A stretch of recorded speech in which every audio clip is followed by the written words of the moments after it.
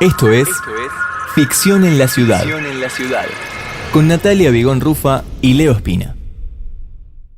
Estamos en comunicación telefónica con Julio Pueyrredón, socio del estudio Negri y Pueyrredón, profesor universitario, integrante de Será Justicia y abogado. Bueno, queremos saber cuál es tu posición, queremos saber si es legal el mecanismo que realizó Mauricio Macri de nombrar por decreto las dos vacantes de la Corte Suprema de Justicia.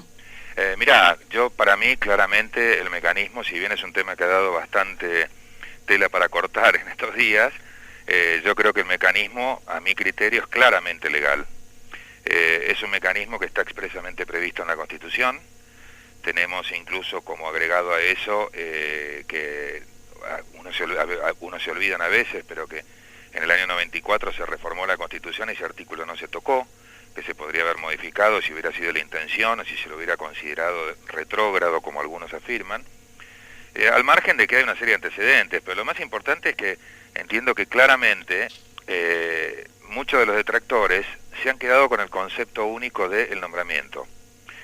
Y el nombramiento en sí, partiendo de la base que es perfectamente lícito, porque lo establece la Constitución, además, cuando uno lee el decreto en su totalidad, el decreto, al margen de dar los fundamentos por los cuales es lícito, en el artículo 2, el decreto claramente dice que se encarga al Ministerio de Justicia a fin de que inicie inmediatamente, o sea, cuando sea posible, los pasos necesarios para la aprobación que corresponde vía el Senado de la Nación. Con lo cual, muchos lo critican quizá por la forma, porque fue muy rápido y todo lo demás, pero lo que no se puede criticar es que el mecanismo no haya sido perfectamente válido y lícito, y es legal, y está previsto en la Constitución. No fue un invento ni se torció una norma. Claramente, a mi criterio, es perfectamente lícito y válido. Encima son dos juristas de renombre y que por otro lado también son juristas que nadie puede objetar porque son totalmente independientes. Algunos pueden decir sí que la forma, quizá amanecer un día con el decreto no fue lo más, si se quiere, políticamente correcto, por decirlo de una manera, en el sentido de que quizá cayó medio como balde de agua fría, pero la realidad es que, bueno, fue un decreto que se resolvió y bueno, uno nunca sabe también qué pasó, cuáles fueron los pormenores previos a ese decreto, ¿no?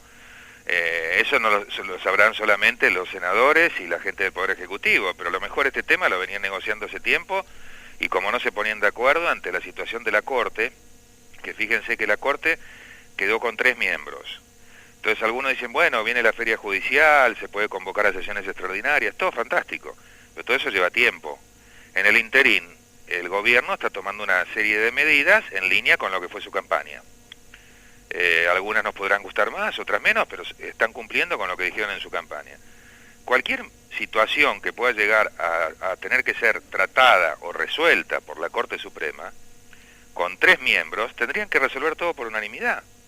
Porque ya con que uno de ellos no estuviera enfermo o votara en contra, la Corte queda.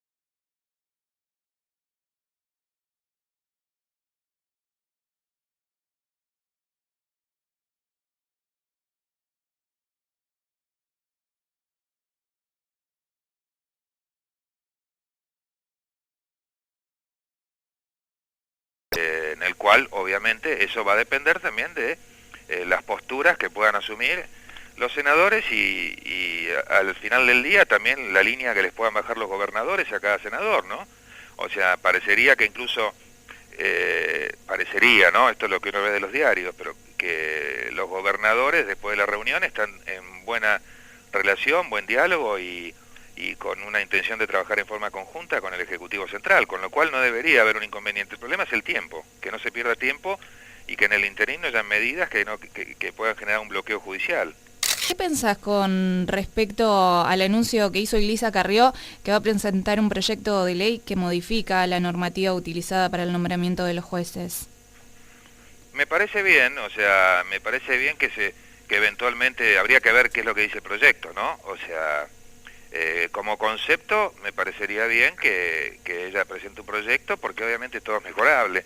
Incluso, bueno, en su momento se trató vía el proceso de la famosa democratización de la justicia, que finalmente quedó en la nada por las distintas cautelares que fueron interpuestas y resueltas incluso favorablemente por la Corte, ¿no? Pero el mecanismo de designación de los jueces, sí, o sea, me parece bien. Habría que ver cómo es el proyecto que finalmente responda, pero es algo totalmente mejorable todavía el día de hoy. Ficción en la ciudad. AM810. Radio Federal.